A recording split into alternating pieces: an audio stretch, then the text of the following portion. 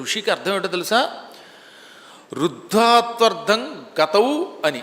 అంటే రు అంటే కదలిక. ఏమి కదలిక? ఎప్పుడు మనస్సుని భగవంతుని యందు మాత్రమే కదులుస్తారు గనక, మృత్యువు గురించి భయపడరు గనుక, తీర్థయాత్రల యందు మాత్రమే తమ మనస్సుని ఉంచి కదిలిస్తారు గనక వాళ్ళను ఋషులు అన్నారు. గత్యర్థాదృశతేర్ధాతోర్నామ నిష్పత్తిరుచ్యతే. ఋషి అనగా ఎప్పుడూ తమ శక్తితో సంచరిస్తారు. వాళ్ళకి శరీర బలం కాదు, తపశ్శక్తితో తిరుగుతారు. శరీర శక్తితో ఏం తిరగలమండి?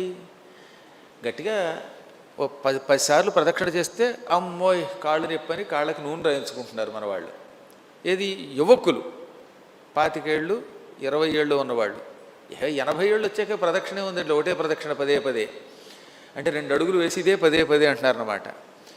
ఇది మన శక్తి. కానీ వాళ్ళు ముసలాళ్ళు అయిపోయినా శరీరం విడిచిపెట్టేదాకా యావత్ భూమండలం తిరిగారు తీర్థయాత్రల వంకతో. ఎక్కడ విశ్రాంతి లేకుండా తిరిగారు. ఎలా తిరిగారు అంటే సత్వముతో తిరిగారు. సత్వము అనగా తపస్సు వల్ల పొందిన ఒక గొప్ప శక్తి. ఆ శక్తితో తిరిగారు, ఆ శక్తితో విన్నారు. అందుకని ఋషి అనగా అంతర్లీనంగా ఉన్న ఉపాసనా శక్తితో, ఇంద్రియ శక్తి కాకుండా ఇంద్రియాలను అదుపులో పెట్టిన శక్తితో సంచరించిన వారు. ఈ శక్తి కలిగిన వాళ్ళనే ఋషులు అంటారు. ఈ శక్తి ఉన్న వాళ్ళకి ఏమవుతుందన్నమాట? వాళ్ళకి ఈ చెవులక్కర్లా, మనస్సే వాళ్ళకి చెవి, మనస్సే కాళ్ళు, మనస్సే బుద్ధి. అంటే మనశ్శక్తితో వాళ్ళ కాళ్ళు పనిచేస్తాయి, మనశ్శక్తితో చేతులు పనిచేస్తాయి, మనస్సంకల్పంతో వారన్నీ వినగలరు, మనస్సంకల్పంతో ఏ కళ్ళదోడు అక్కర్లేకుండా ఏ మూల ఏం దొరుకుతుందో చూడగలరు. అంతటి శక్తి పొందిన వాళ్ళని మాత్రమే ఋషులు అంటారు. ఇవాళ ఎవడికి పడితే వాడు బ్రహ్మర్షి అని ఒకడు, మహర్షి అని ఒకడు, ఇక రాజర్షి అని ఒకడు, ఇక వాడికి బిరుదులు వాళ్ళే పెట్టుకుంటున్నారు. కానీ ఈ మహర్షి బ్రహ్మర్షి పెట్టుకునే అధికారం మనందరికీ లేదు. ఉంది అంటే వాడు అంత శక్తి కలిగి ఉండాలట. ఇక్కడ కూర్చుని బదరీలో ఏం జరుగుతుందో చూడాలి, ఇక్కడ కూర్చుని నైమిషారణ్యంలో ఏం జరుగుతుందో చూడగలగాలి, ఇక్కడ కళ్ళు మూసుకుంటే వాడికి ఏ పురాణంలో ఏముందో కంటి ముందు కనపడాలి. అంతటి గొప్ప ద్రష్టల్ని మాత్రమే మహర్షులు అంటారు. అటువంటి మహర్షులు 88,000 మంది సూతుని ద్వారా పురాణం విన్నారంటే వాళ్ళ శక్తి ఎంత గొప్పదో ఆలోచించండి. అటువంటి శక్తి సుమంతుడిలో ఉండేది గనక ఆయన అధర్వణ వేదాన్ని చదవగలిగాడు. ఆ అధర్వణ వేదం ఎక్కడ చదివినా అందరికీ వినపడేదట. ఆయన పురాణం చెబితే లక్షల మందికి వినపడేదన్నమాట. ఈ నలుగురిలో ఒక్కొక్కరిలో ఒక్కొక్క శక్తే ఉంది. కానీ ఈ 4 శక్తులు ఉన్న శిష్యుడు దొరకాలి అనుకున్నాడు వ్యాసుడు. అంటే ఏమిటి? ఋగ్వేదం చదువుకున్న వాడిలో ఉన్న క్రమ పద్ధతి, యజుర్వేదం చదువుకున్న వాడిలో ఉన్న స్పష్టమైన అర్థంగా అయ్యేలా చెప్పే శక్తి, స్పష్టంగా అర్థమయ్యేలా శక్తి అనమాట, సూటిగా అర్థమయ్యేలా శక్తి, జైమినిలో ఉన్న మాధుర్య కంఠం, అధర్వణ వేదం చదువుకున్న సుమంతుడిలో ఉన్న గంభీరమైన వాక్కు, ఈ 4 ఉన్నవాడు పురాణం చెప్పడానికి బాగా పనికొస్తాడు. పురాణం చెప్పడానికి ఏమేమి ఉండాలి? క్రమ పద్ధతిలో చెప్పగలిగేవాడై ఉండాలి, కంఠం మధురంగా ఉండాలి, 3వది ఇతరులకు అర్థమయ్యేలా స్పష్టంగా చెప్పగలిగి ఉండాలి, 4వది అప్పుడప్పుడు అద్భుతమైన కంఠంతో గొప్ప గొప్ప పదాలని ఉచ్చరించగలిగేవాడై ఉండాలి, అది కూడా పెద్ద కంఠంతో ఉచ్చరించగలిగే శక్తి కలిగిన వాడై ఉండాలి. ఈ 4 శక్తులు ఎవరిలో ఉన్నాయి అని వ్యాసుడు అన్వేషిస్తూ ఉంటే ఆయనకి రోమహర్షణ మహర్షి దొరికాడు. ఈ రోమహర్షణుడే ఆదిసూతుడు, మొదటి సూత మహర్షి. ఈయన కొడుకు కూడా సూతుడే, ఆయన 2వ సూతుడు. ఈ మొదటి సూతుడిని బలరాముడు చంపాక ఆయన కొడుకు సూతుడు పౌరాణికుడయ్యాడు. ఈ పెద్ద సూతుడేమో బ్రహ్మలోకానికి పోయాడు. ఆయన ఆయుష్ ఆయన కొడుక్కు వచ్చిందనమాట.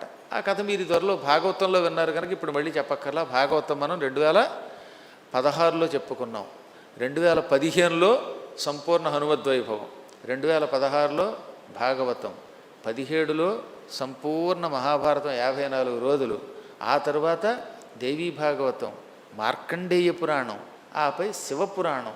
ఇవి మనం చెప్పుకున్న పురాణాలు. యాక్చువల్గా ఈ వేదికకి 2007లో మొదటిసారి వచ్చాం. 2007లో భాగవత్ సప్తాహం, ఆ తర్వాత కాశీఖండం, ఇలా 7 రోజులు జరిగేది. 15 నుంచి వ్యవస్థ మారిందనుకోండి. ఆ వ్యవస్థ మారడం వల్లే ఇటువంటి దురవస్థలో కూడా మనం బతకగలిగాం, ఎంతోమంది వెళ్ళిపోతున్న రోజుల్లో కూడా. పురాణములు సామాన్యమైనవి కాదు.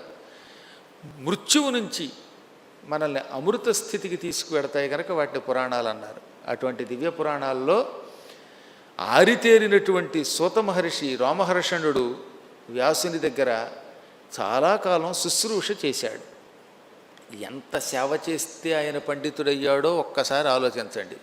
గురువు దగ్గర విసుక్కోకుండా, అలిసిపోకుండా, ఏమాత్రం బాధపడకుండా, మళ్ళీ మధ్యలో మూడ్డు మారిపోయి అలిగి బాధపడకుండా నిరంతర సేవ చేశాట.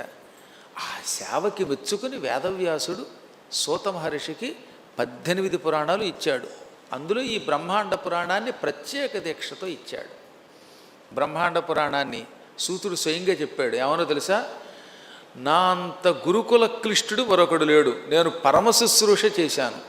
మా గురువుగారు నా శుశ్రూషకు మెచ్చుకుని ఇచ్చాడు నాకు ఈ పురాణాన్ని. ఈ పురాణాన్ని ఎవరికి పడితే వాళ్ళకి ఇవ్వనన్నాడు, కేవలం నాకే ఇచ్చాడు. కొంతమంది శిష్యులకి తర్వాత ఇచ్చాడు అని చెప్పుకున్నాడు ఆయన. అలా సూతుడు కూడా ఈ పురాణం విన్నాడు. ఈ పురాణానికి ఇంకో ప్రత్యేకత తెలుసుగా మీకు? కవిత్వం రాసేవాడు ముందు బ్రహ్మాండ పురాణం చదవాలట, అదొక నియమం.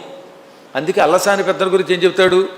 హితుడవు చతురవచో నిధివతుల పురాణాగమేతిహాస కథార్థ స్మృతియుతడవు ఆంధ్ర కవిత పితామహుడవెవ్వరీడు పెద్దనా నీకున్ అని కృష్ణదేవరాయలు అన్నాడు.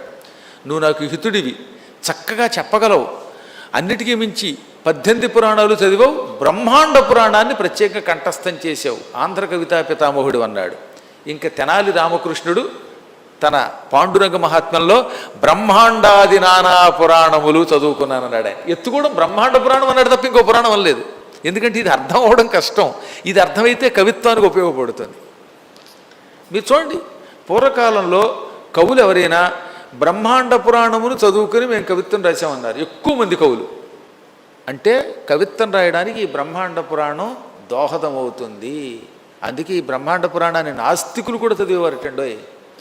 ఒక ఆయన మాకు నాస్తికుడు ఉండేవాడు, కొలీగ్. నేను తెలుగు లెక్చరర్గా పనిచేస్తున్న రోజుల్లో నేను బ్రహ్మాండ పురాణాన్ని చదువుకుంటూ ఉంటే, ఏమంటే బ్రహ్మాండ పురాణం అయితే నేను వింటానండి, భక్తితో వినడం. ఎందుకంటే తెనాలి రామకృష్ణుడు లాంటి వాళ్ళంతా బ్రహ్మాండాది నానా పురాణాలు చదివామన్నారు, ఇంత చదివి కవిత్వం రాసామన్నారు, కాబట్టి కవిత్వానికి ఇది ఎలా ఉపయోగపడుతుందో తెలుసుకుందామని అండి అన్నాడు ఆయన. విన్నాక మారిపోయాడు ఆయన. ఇది విన్నాక మారిపోకుండా ఎవడుంటాడు? పారిపోయిన వాడిని పక్కన పెట్టండి, కానీ శ్రద్ధగా వింటే మాత్రం ఎటువంటి వాడైనా మారిపోతాడు. అంత అద్భుతమైన పురాణం ఇది. అటువంటి పురాణమును సూత మహర్షి విని కురుక్షేత్రమునకు వెళ్ళాడు.